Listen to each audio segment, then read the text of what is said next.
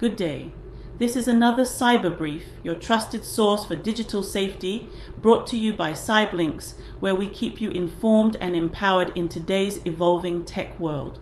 Today we're looking at a rising concern, AI-powered surveillance and what it means for your privacy.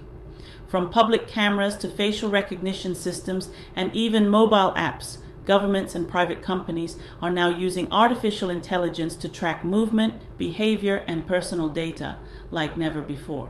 Some of this technology is used for safety and convenience, but increasingly, experts are sounding the alarm about overreach.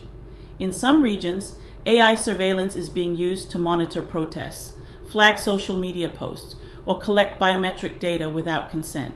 Even everyday tools like smart doorbells, facial unlock features, or traffic apps are now contributing to a wider data surveillance web, often without users fully understanding how their information is being collected, stored, or shared. Here's what you can do to protect your privacy.